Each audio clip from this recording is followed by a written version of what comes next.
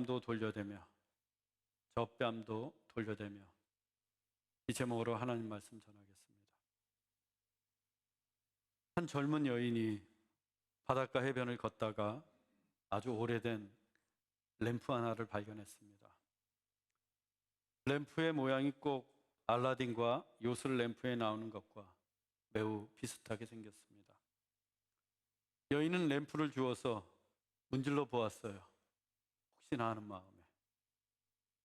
그런데 신기하게도 램프에서 연기가 피어오르더니 거인 모습을 한 요정이 나타났습니다.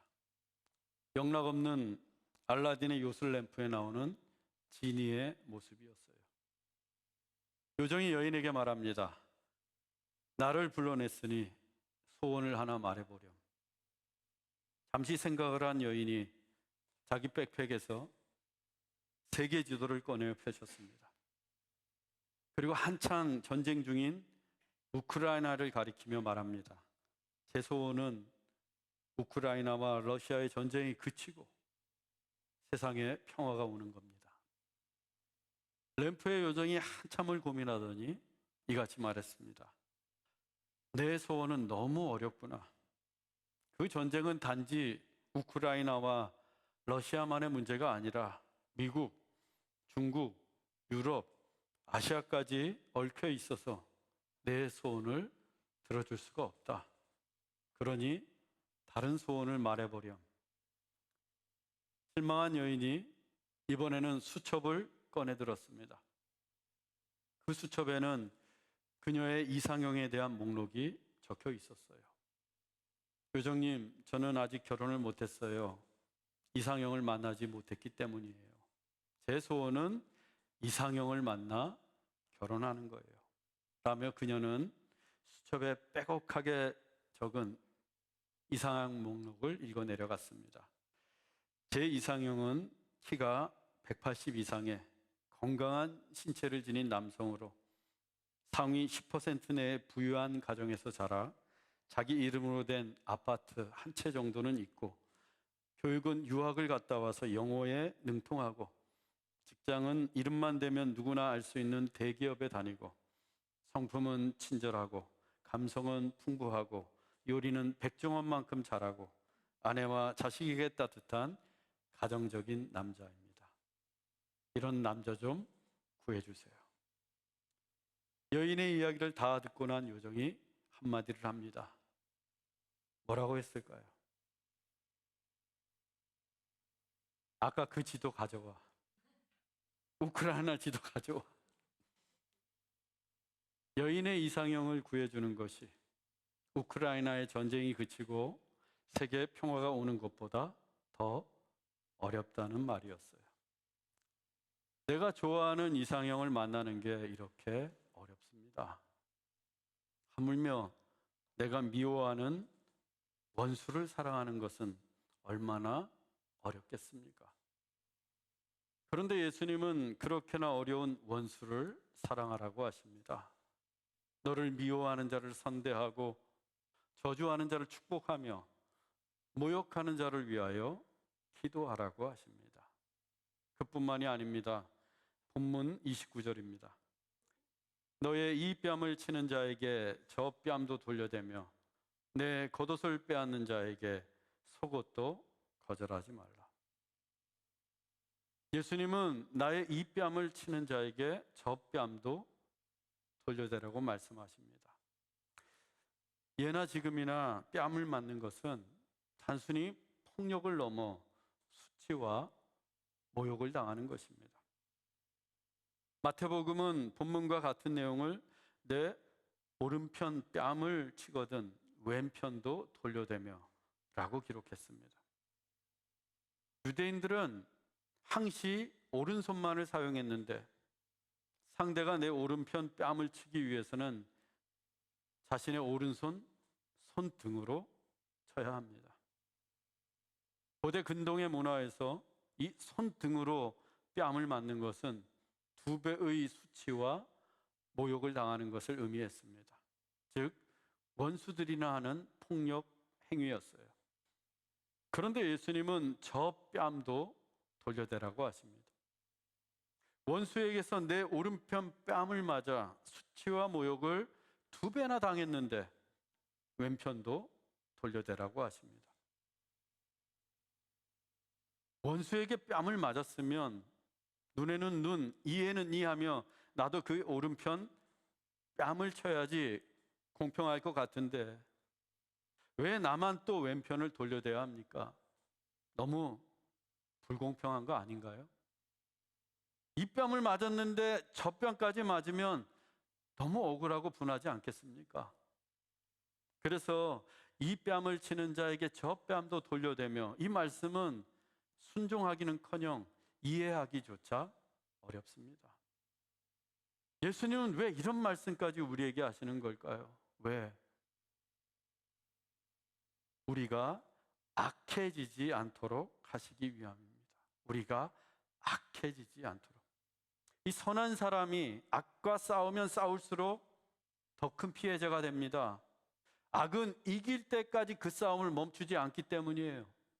우리가 그 악을 이기기 위해서는 더 큰 악으로 대응할 수밖에 없습니다. 즉 우리도 악해져야 한다는 겁니다. 그래서 하나님은 우리가 악해지지 않도록, 악으로 갚지 않도록 저 뺨도 돌려대라고 하신 겁니다. 그런데 본래 눈에는 눈으로, 이에는 이로 갚으라고 말씀하신 분이 하나님이세요. 레위기 25장 19절로 20절입니다. 사람이 그의 이웃에게 상해를 입혔으면 그가 행한 대로 그에게 행할 것이니 상처에는 상처로, 눈에는 눈으로, 이에는 이로 갚을지라. 남에게 상해를 입힌 그대로 그에게 그렇게 할 것이며, 문자대로 해석을 하면 나에게 행한 대로 되돌려주고 받은 대로 갚으라는 말씀입니다. 정당하고 정확한 보복의 원리를 나타내는 소위 복수의 법이라고 합니다. 예수님은 원수를 사랑하라 하시고 저 뺨도 돌려대라고 하시는데, 하나님은 왜 눈에는 눈으로, 이에는 이로 갚으라고 하셨을까요? 우리는 어떻게 해야 합니까? 저 뺨을 돌려대야 합니까? 아니면 이에는 이로 갚아야 할까요? 혼란스럽게만 합니다. 이 법의 목적은 동서고금을 막론하고 정의를 바로 세우는 데 있습니다. 법을 통해서 악을 제하고 정의로운 사회를 구현하는 것이 법의 목적이에요. 따라서 남에게 해를 끼치고 악을 행하는 자는 마땅히 벌을 받아야 하는 것이 사회의 정의입니다. 그러나 만일 법이 없다면 죄를 지어도 악한 자에게 벌을 내릴 수 없습니다. Where there is no law, there is no evil.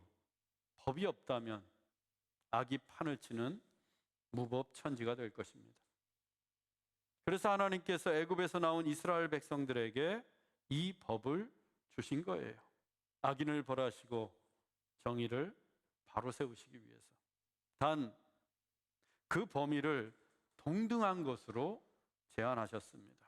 눈에는 눈으로, 이에는 이로, 정확하게 동등한 것으로 갚도록 하셨어요. 복수심에 불타서 더 큰 악을 행하지 않도록 하시기 위함입니다. 즉 이 법은 정당한 처벌을 위한 것이지 복수를 위한 법이 아닙니다. 복수라고 하는 것은 내가 받은 것보다 훨씬 더 크고 센 것으로 되갚아야 하는 것이 우리의 본성입니다. 그래서 되로 받고 말로 준다는 말도 있습니다. 한 대 맞으면 2대를 때려야 하고, 내 손이 부러졌으면 저 사람의 발을 부러뜨려야만 정당한 복수라고 생각합니다. 특히 고대 세계에서는 한 대를 맞으면 상대의 생명을 빼앗는 일이 다반사였습니다. 대표적인 예가 야곱의 아들들이었어요. 이 야곱의 아들에게는 12아들 외에 디나라고 하는 딸이 있었습니다. 디나가 세겜에 들어갔다가 세겜 추장의 아들에게 강간을 당합니다. 이 사실을 알게 된 야곱의 아들들이 분노했고 누이의 복수를 다짐했습니다. 그런데 갑자기 디나를 강간한 사내가 디나에게 청혼을 해왔어요. 그때 야곱의 아들들이 우린 할례 받지 못한 남자와 혼인할 수 없다면서 세겜의 모든 남자들에게 할례 받을 것을 요구했습니다. 물론 유대인들로서는 할례가 당연한 요구인 듯 했지만 그 속에는 무서운 음모가 숨겨져 있었습니다. 아무것도 모르는 세겜의 남자들은 모두가 할례를 받았습니다. 할례는 남성의 포피를 잘라내는 것으로 매우 고통스러운 예식입니다.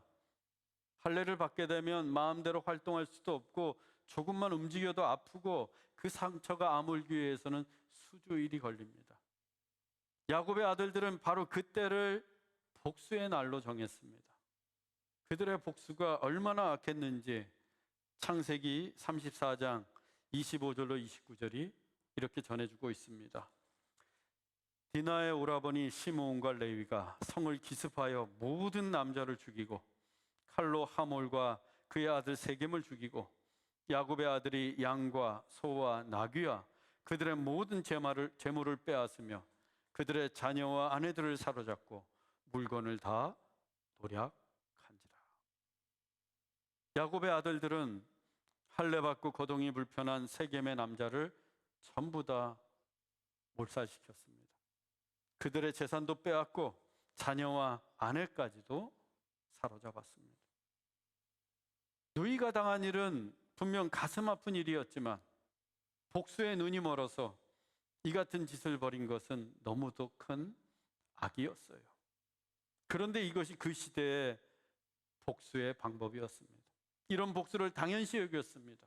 그래서 하나님께서 이 같은 분노와 악의에 찬 복수를 법으로 제한하시려고 눈에는 눈으로, 이에는 이로 그 이상 넘지 말도록 말씀해 주셨던 겁니다. 더욱 중요한 것은 이 하나님의 말씀을 개인에게 주신 것이 아니라 재판장에게 주셨다는 거예요. 신명기 19장 18절로 21절입니다. 재판장은 자세히 조사하여 너희 중에 악을 제하라. 생명에는 생명으로, 눈에는 눈으로, 이에는 이로, 손에는 손으로, 발에는 발로 이니라. 하나님은 이 복수의 법을 개인이 사사로이 행할 것이 아니라 법정에서 재판을 통해 공적으로 행하도록 하셨습니다. 원한에 사무친 복수를 막기 위함이었어요.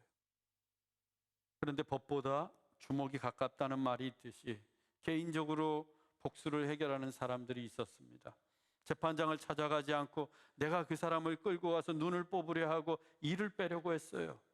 야곱의 아들들처럼 가혹한 복수를 가합니다. 또 공정하게 법을 집행해야 할 재판장도 뇌물을 받고 재판을 굽게 하는 일이 허다했어요. 그래서 하나님은 억울한 일을 당하면 사사로이 폭력으로 복수할 게 아니라 재판장을 찾아가 법으로 해결하고 또 재판장도 자세히 조사하여 눈에는 눈, 이에는 이로 공정하게 판결해서 억울한 일이 없도록 하고 공동체에서 악을 제하라고 하셨던 겁니다. 그런데 예수님 당시에 서기관과 바리새인들이 이러한 공적인 법을 이용해서 사사로이 복수를 행했어요. 그들은 최고의 사법기구였던 산헤드린 공회를 장악해서 불공정한 판결을 내렸고 거짓 증인을 내세우고 온갖 이유를 갖다 대면서 더 큰 악으로 보복했던 것입니다. 특히 자기들의 기득권을 지키기 위해서는 불법적인 재판을 통해 타인의 재산은 물론 그들의 생명까지도 서슴지 않고 빼앗았어요. 스데반에게 돌을 던져 죽인 것도 그 때문이었고 무죄하신 예수님을 십자가에 못 박아 죽인 것도 그들의 공회였습니다. 또 그들 편이었던 사울이 예수님을 믿고 사도 바울이 되자 그 배신감에 사로잡혀서 그 배신을 복수하겠다면서 바울을 때로 달려들어 주먹으로 쳤고 또 불법적인 재판으로 그를 2년 동안이나 옥에 가두기도 했습니다. 그들 중에는 복수심에 불타서 바울을 죽이기 전에는 내가 먹지도 않고 마시지도 않겠다고 다짐했던 자들이 무려 40명이나 되었어요. 이처럼 악의에 찬 복수가 횡행하던 그 시대에 예수님께서는 너의 이 뺨을 치는 자에게 저 뺨도 돌려대라 라고 말씀하신 것입니다. 뺨을 맞으면 그 수모와 수치를 참아내기가 쉽지 않습니다. 받은 만큼 돌려주고 싶은 마음이 우리의 본성이에요. 아니, 당장에 달려가서 더 세게 상대의 뺨을 쳐 복수하고 싶은 마음이 굴뚝 같습니다. 저도 그렇습니다. 저도 복수하고 싶을 때가 왜 없겠어요? 있습니다. 그런데 제가 목사잖아요. 그래도 하나님 말씀을 전하는 목사잖아요. 그래서 그때마다 억울하고 분해도 복수하지 말자고 결심합니다. 자다가도 벌떡 일어날 정도로 어느 날은 화가 치밀어 오르고 눈을 질끈 감아도 분이 풀리지 않지만 복수하지 말자고 다짐하고 또 다짐합니다. 여러분, 제발 한 가지 부탁을 드리는데요. 절대로 남에게 해코지하거나 남의 마음 아프게 하지 마세요. 내 기분 상했다고, 내 자존심 세우겠다고, 내 것을 지키겠다고 남에게 상처를 주거나 모욕을 주지 마세요. 내가 상처받을지언정 상처 주지 않는 그리스도인이 되기 바랍니다.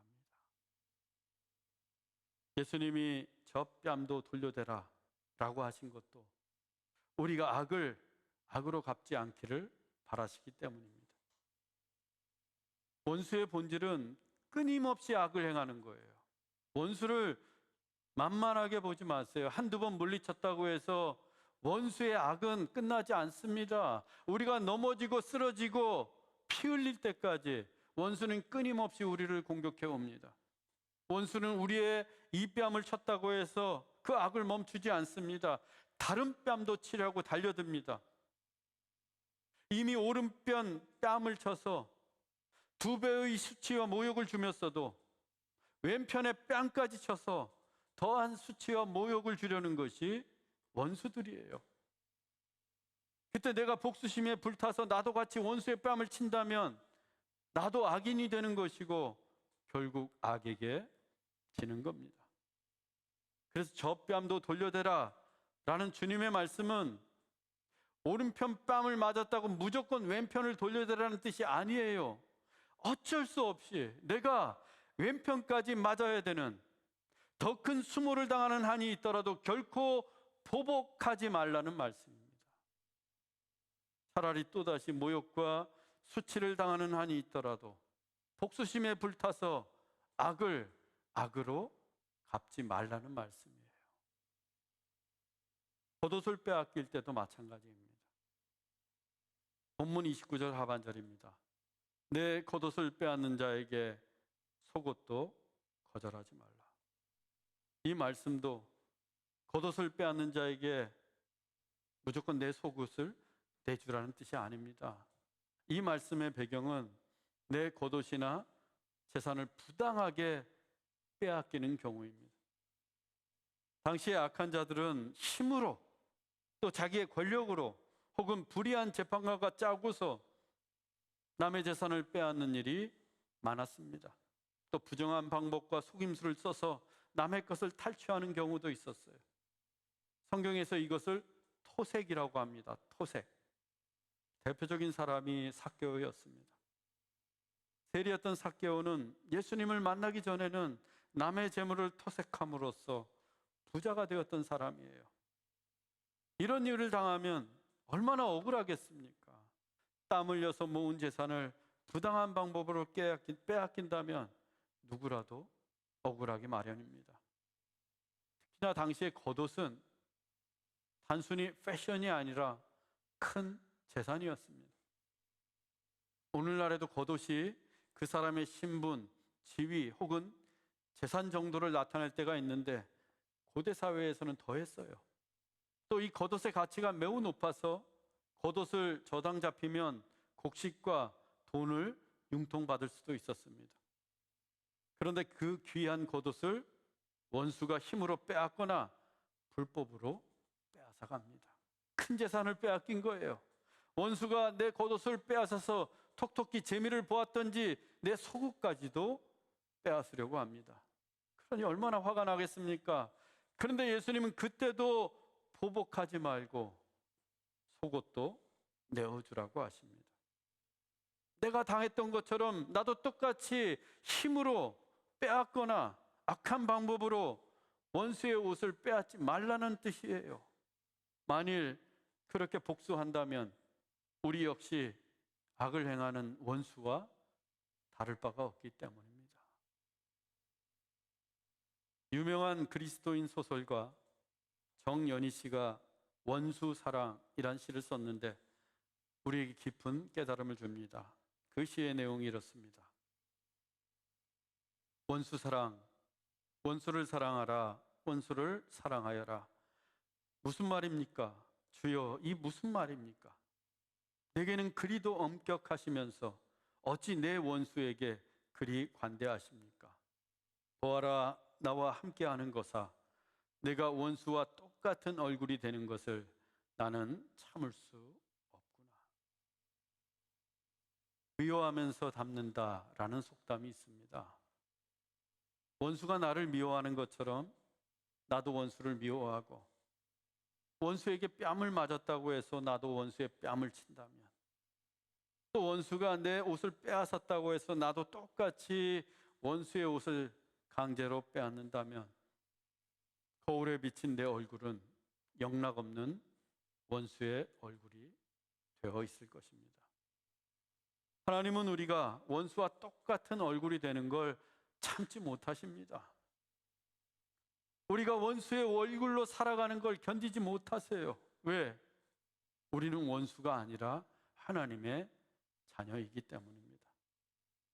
차라리 저 뺨도 돌려대고 속옷까지 빼앗기는 한이 있더라도 하나님 자녀의 얼굴로, 그리스도인의 얼굴로 살길 원하십니다. 그래서 우리에게 필요한 것이 하나님의 시선이에요. 하나님의 눈높이입니다. 비행기를 타고 하늘 높이 올라가서 창밖을 내려다보면 어떻게 보입니까? 모든 게 작아 보입니다. 사람은 개미처럼 보이고, 울긋불긋한 집은 장난감 레고 블록만해 보이고, 수십 층의 높은 빌딩도 이 새끼손가락보다도 작아 보입니다. 높이 올라가서 보는 것, 이것이 하나님의 시선, 하나님의 눈높이입니다. 우리의 눈높이로 바라보면 눈앞에 원수가 집채만하게 크게 보이고 내 억울한 일이 큰 파도처럼 보입니다. 그러나 하늘 높이 올라가서 보면, 하나님의 눈높이로 바라보면 별것 아니게 보여요. 이사야 40장 31절입니다.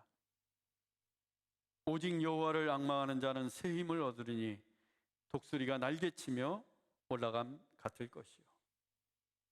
믿음이란 여호와를 앙망하여 독수리가 날개쳐 올라가듯 하늘 높이 올라가 하나님의 시선으로 이 땅을 바라보는 것입니다. 하늘 높이 올라갈수록 이 땅의 것들이 더 작아 보이고 더 시시해 보입니다. 구름 위로 더 높이 올라가면 아무것도 보이지 않아요. 미움도 보이지 않고, 내 뺨을 치던 악인도, 내 겉옷을 빼앗던 원수도 보이지 않습니다.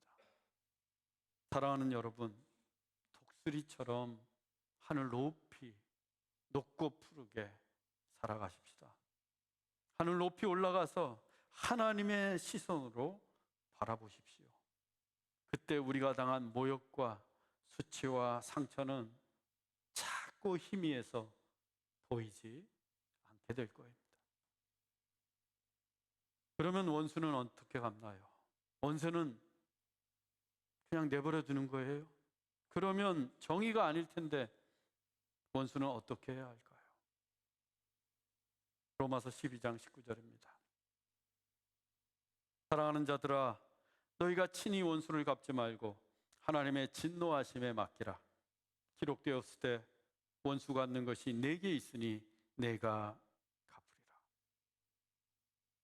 하나님은 원수의 악행을 모른 척 하시지 않습니다. 진노하십니다. 그리고 갚아주십니다. 젖뺨까지 돌려대며 당했던 모욕과 속옷까지 빼앗겼던 수치를 하나님이 갚아주십니다. 원수에게 당했던 억울함과 상처까지도 하나님이 다 갚아주십니다. 따라서 원수 갚는 것은 하나님의 진노하심에 맡기고 우리는 하나님을 앙망하며 하늘 높이 올라가 하나님의 때를 기다리면 됩니다. 기다리면 내가 갚으리라. 하나님이 반드시 갚아주십니다.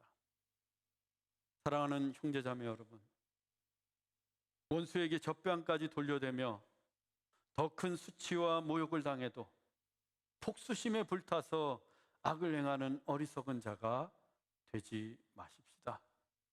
원수 갚는 일은 다 하나님께 맡기고 오직 하나님을 앙망하여 독수리가 날개쳐 올라가듯 높이 올라가서 하나님의 시선으로 바라보십시오. 우리의 상처와 아픔과 원수까지도 작고 시시해 보일 것입니다. 아니, 보이지 않을 것입니다. 그리하여 원수의 얼굴이 아니라 하나님 자녀의 얼굴, 그리스도인의 얼굴로 살아가는 우리 모두가 되기를 주 예수 그리스도의 이름으로 축원합니다. 기도하겠습니다.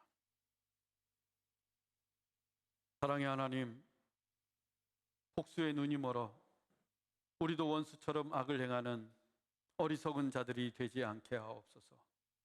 차라리 젖뺨도 돌려대고 속옷마저 내어주올지언정 악을 악으로 갚지 말게 하옵소서. 원수 갚는 일은 하나님의 진노하심에 맡기고 오직 여호와를 앙망하여 새 힘을 얻어서 독수리처럼 높이 올라가게 하옵소서.